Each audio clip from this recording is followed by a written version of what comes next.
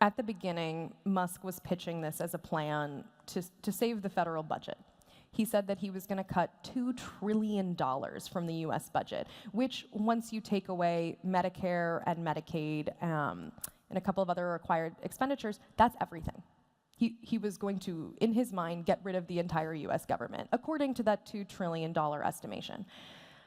And that just doesn't actually logically make sense. You can't do that, and you can't do that quickly. He's done his best. Like tens of thousands of federal workers have been let go. Lawsuits are pending. So the real question with the technology, to me, is once we figured that out and we're like, this isn't possible. You cannot cut $2 trillion. So what's happening next? And that takes us to the data, and that takes us to the AI. Not only did they attempt to cut these trillions of dollars unsuccessfully, might I add, they also took actually a much more valuable and possibly important tool that we're going to continue to see the repercussions of down the road, which is American data. They have access to everyone's healthcare data. They have access to your payment data. They have access to your loan spending applications, and a variety of government agencies, from obviously USAID to the Department of Health and Human Resources to Housing and Urban Development. All of these very disparate agencies that were kept separate for the purpose, by design, because these data pools are not supposed to commingle. But they're making them commingle. They're trying to create these API layers to bring everything together. And that's going to come to the detriment of American security and American safety of data.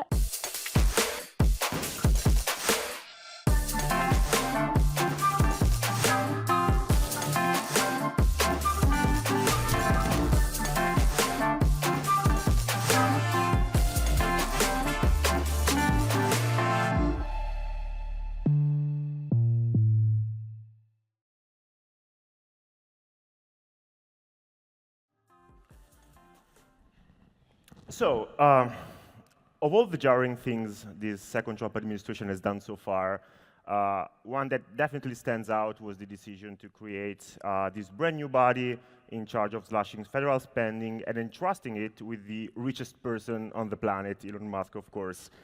But understanding DOGE, the so-called Department of Government Efficiency, is not that easy. We'll try to do it here, and we'll do it with someone who's been closely monitoring all things DOGE, really, from the very beginning, actually, even before it was created. Leah Feiger, who is the senior editor for politics at Wired US, which I thank for being here with us. So, Leah, I would say let's start from the basics. Of course, DOGE is one of the most talked about initiatives in this second Trump mandate. And that is primarily because of Elon's involvement, his presence in it. But my first question, I would say, is how did DOGE really come to be? What's the reason behind it? And I think in that regard, we have a picture, a photo that shows a pretty pivotal moment. So maybe we can start from there. Wonderful, and thank you so much for having me. DOGE began many months before Donald Trump became president of the United States. It began a couple of weeks right after this picture was taken, after Donald Trump's first assassination attempt, which occurred almost exactly a year ago today. Elon Musk, the richest man in the world, came out in full support. He said that he was going to do whatever he had to do to get Trump elected. And a couple of weeks after this picture was taken, Elon Musk invited Trump onto his X platform to speak. It is a very long and winding speech. I will save all of you from having to suffer through that. But there's a really critical point where Elon Musk is like, yep, I'm loving everything you're doing. Also, I want to be involved in the government. I want to become in charge of government efficiency. And Donald Trump replies, "You're a fantastic cutter." And that was really the first glimpse, which was last summer, that we knew that this was a possible thing that was coming. And while that was happening, Simultaneously, there was this document, this hundreds and hundreds of page document called Project 2025. And it was created by the Heritage Foundation, which is a right-wing conservative foundation in the United States. And simultaneously, you have Elon Musk coming in and saying he's going to entirely transform the US government. And you have this document that is really what a lot of experts were saying at the time, going to become this guiding light for the Trump administration. So at Wired, we knew that this document existed. We knew that Doge was probably on its way. How were they going to do this? How are these things going to come together? And that meant that we had to look into the very bureaucracy of the US government. And we got a story you guys put out some months ago that really chronicles the very first weeks of this Doge initiative. One of the most bizarre among the many, really, aspects of this effort is the people involved. And we also got a picture showing some of them, some of these agents, really, that have infiltrated pretty much all federal agencies to implement the Doge agenda. Can you tell us something about that? We got the next picture. Can you tell us something about who these people are? Maybe starting from one of these guys' nicknames, which is pretty weird in itself. Oh, are you talking about Big Balls? Emma, I am. Here it is. There are a lot of reasons that people in a variety of countries should not know about the intricacies of federal government in the United States. In Italy, I shouldn't have to know the very specific details of Italy's human resources department in the government for federal employees. I shouldn't even have to know that in the United States. But the way that Doge really came to power was through these federal agencies, was through these very specific aspects of the government. And who did they send? Did they send Silicon Valley's best and brightest? Did they send people who'd had decades and decades of experience? No, they sent teenagers. They sent teenagers that didn't question orders. They sent teenagers who, this man right to our right-hand side, 19 years old, had just graduated from high school and went by the nickname Big Balls online. Is the United States the laughingstock of the world right now? Absolutely, yes, as it should be. It was ridiculous. But not only was it comical, it was dangerous. This person, this 19-year-old, was also affiliated with Black Hatter hacking groups. He had stretched far and wide across the internet in a way that we haven't seen before, being so intricately tied to US government systems. And not only that, all three of these people, and many others just like them, dozens and dozens, were affiliated with Elon Musk's organizations. So it was internship at Neuralink, it was Thiel Fellowship and SpaceX, so Peter Thiel, Palantir, and it was Boring Company, it was all of this. And so Musk not only managed to enact his vision to create this agency, this so-called agency within an agency within an agency, he brought in his own. Yeah, his loyalists. So many of the people involved with Doge have this tech background, we could say. But more broadly, we might say that Doge really took a page out of the Silicon Valley playbook, adopting this kind of move fast, break things, scorched earth approach. Is there a problem with taking these very tech corporate methods to government? That's such a good question, and that's not a question that I think is being asked enough, honestly, because it's been slash and burn. And the way that Musk even talks about Doge, or talked about Doge, was that the deficit was too high, and the United States had to pay back its stakeholders, its shareholders. He spoke about the country as if it was this thing that was applying for seed funding a couple of weeks later. But it's not. You're not dedicated to your shareholders. You're dedicated to your citizens. And the idea of slashing and burning government services, from Medicare and Medicaid to the U.S. National Park Service, became this real sticking point between people who were like, you don't even understand what the government is supposed to do. This isn't just another company for you. It was wild to watch that disconnect. Yeah, they don't seem to even try and understand. They don't have an interest in understanding how it works. Right. What's the mechanics behind it? And by the way, we got a picture of which symbolizes pretty well the approach Musk was taking to this Doge thing. Still on technology, but moving from theory to practice, technology has been at the very core of this whole effort. It was pretty early on very clear that they were trying to get to the core of the IT infrastructures in the various federal agencies, and AI was even involved. Can you tell us something more about that? Absolutely. It's wild to think about. At the beginning, Musk was pitching this as a plan to save the federal budget. He said that he was going to cut $2 trillion from the US budget, which once you take away Medicare and Medicaid and a couple of other required expenditures, that's everything. He was going to, in his mind, get rid of the entire US government, according to that $2 trillion estimation. And that just doesn't actually logically make sense. You can't do that, and you can't do that quickly. He's done his best. Like tens of thousands of federal workers have been let go. Lawsuits are pending. So the real question with the technology to me is, once we figured that out and we're like, this isn't possible, you cannot cut $2 trillion, so what's happening next? And that takes us to the data, and that takes us to the AI.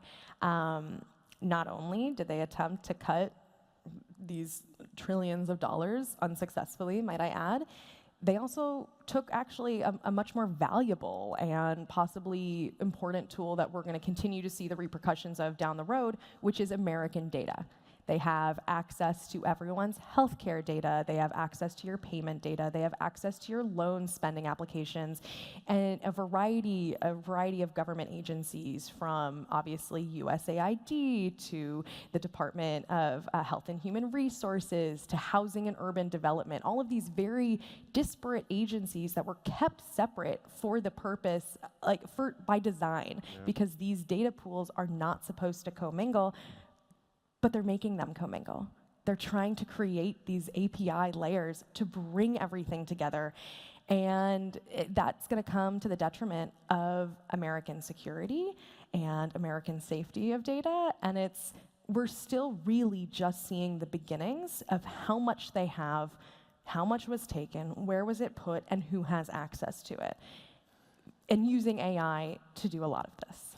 Wow. And talking about AI, it's not directly connected with that, but we got a video which I found very funny, which I think was shown at HUD. Yes.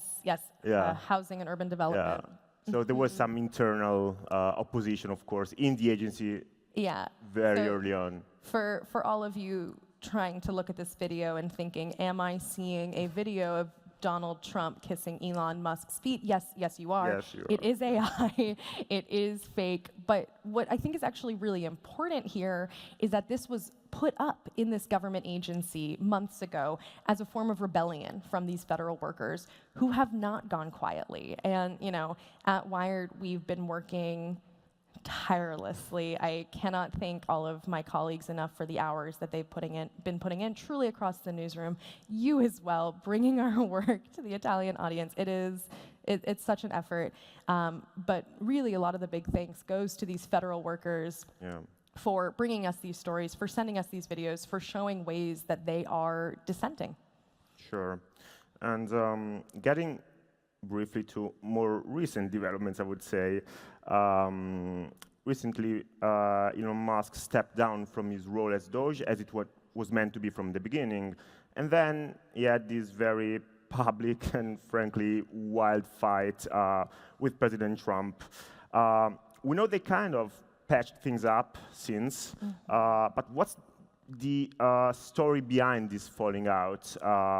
We know that probably a budget bill was involved, the infamous big budget bill, and especially, where do you see the relationship between probably the richest person who ever lived and the most powerful man in the world going from here?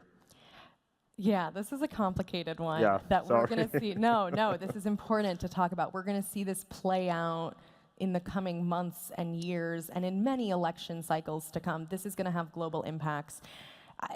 Our executive editor in the US, Brian Barrett, put this so well months ago when he said, if Donald Trump is the president of the United States, then Elon Musk is the CEO.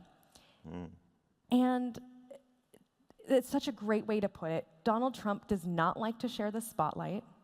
And the fact that he did for so many months is still shocking to me and shocking to anyone who has covered him for so long. There's a lot of reasons here. Money is for sure a big one.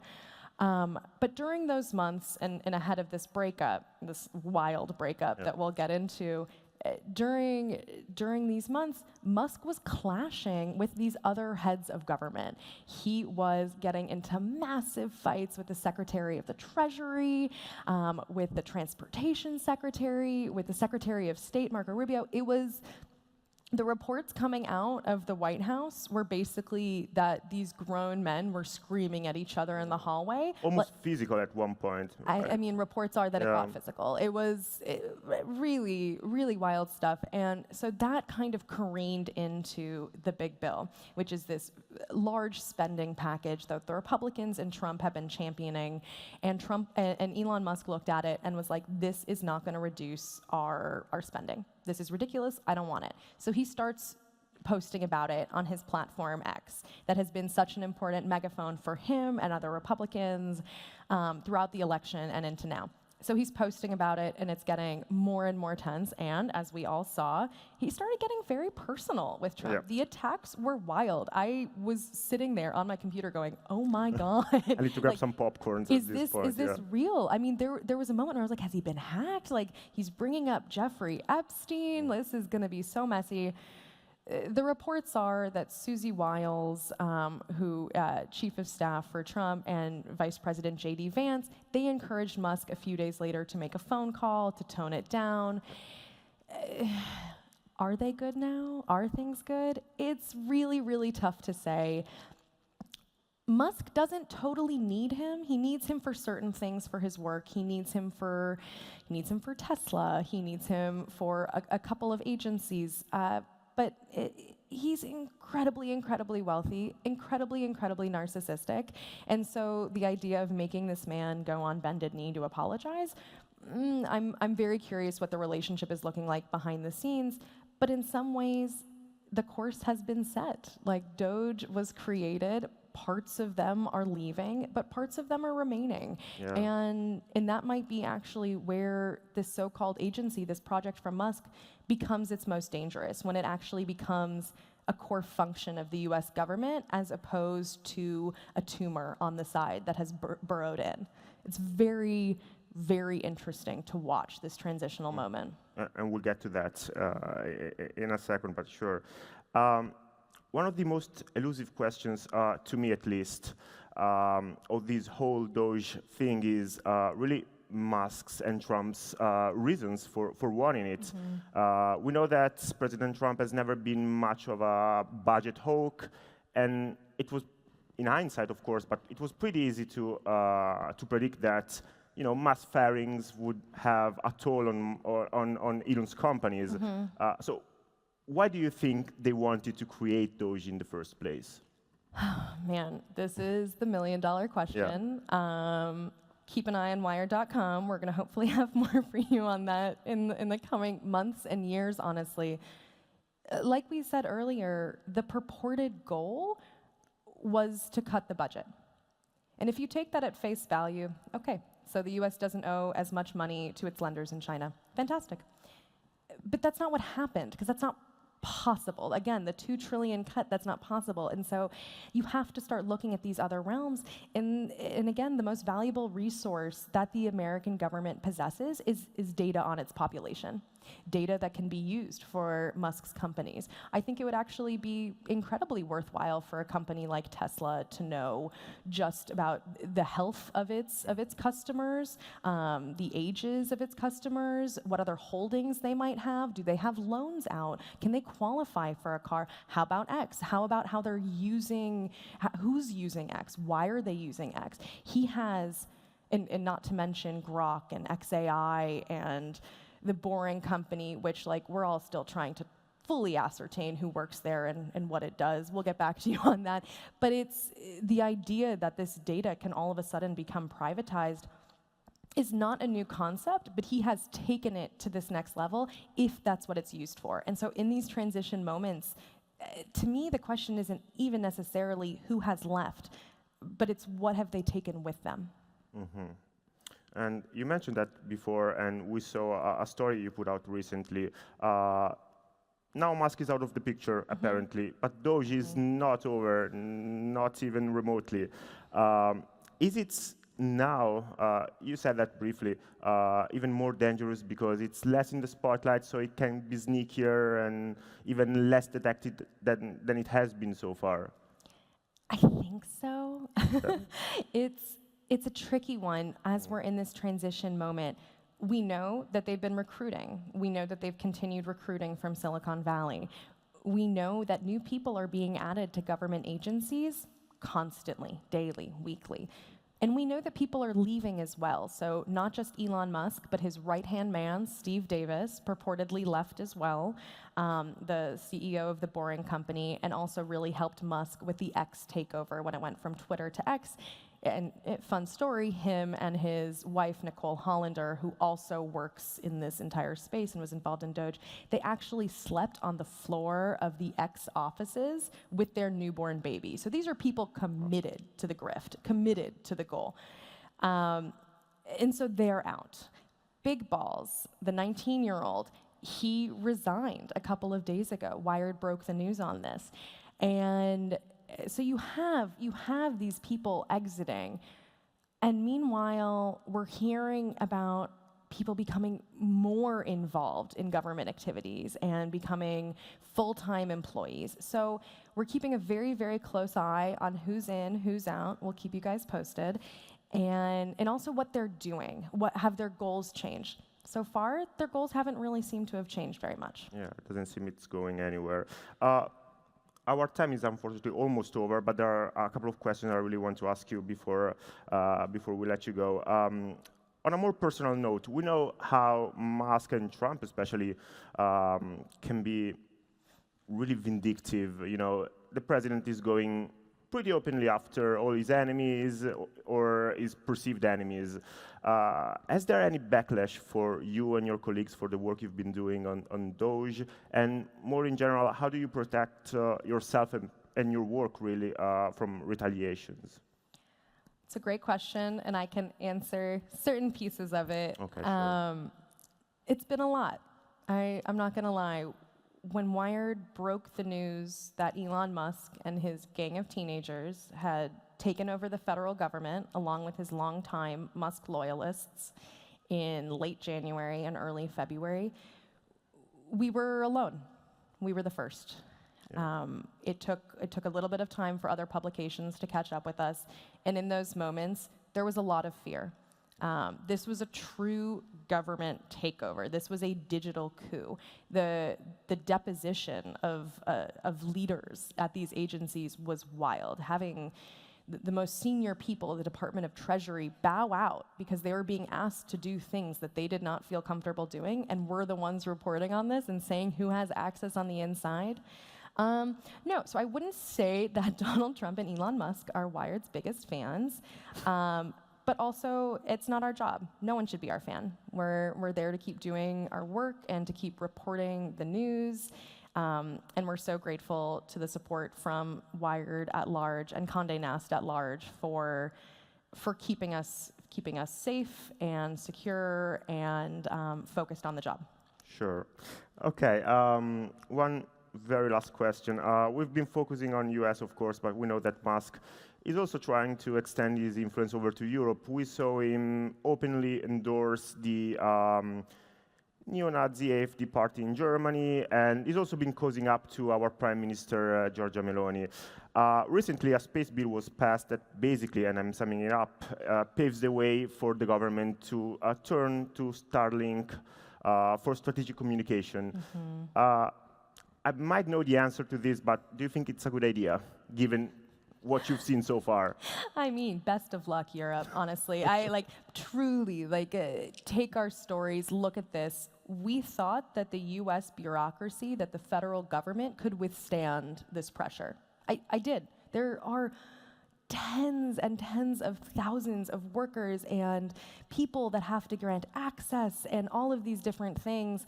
We were talking about this last night of will Musk's man in Italy, as frankly you are much more the expert on, can he get access to the government the way that this happened in the US? And you're like, the bureaucracy will stop him. Maybe not so. Musk, I would say, has set 10% of his sites so far outside of the US. He's, like you said, Germany, the UK, Italy. He's lightly starting to float this. There's contracts available, Starlink et al. When he decides that it's time, when there are more really important elections, when the EU faces even further regulatory decisions, you need to keep an eye on his allies. You need to keep an eye on him. There's Elon Musk jet trackers. How often is he spending in your country? These are things that you have to stay aware of. Because as the world continues to turn more populist and right-wing, there are only a couple of people who can really be financing this switch. And so keeping an eye on Elon Musk and his activities is going to be vital for EU in the next 5-10 years. Yeah, sadly, we'll definitely have to do that. Leah, thank you so much. It's been a pleasure having you with us, and keep up the good work. Leah Feiger, Thank you. thank you.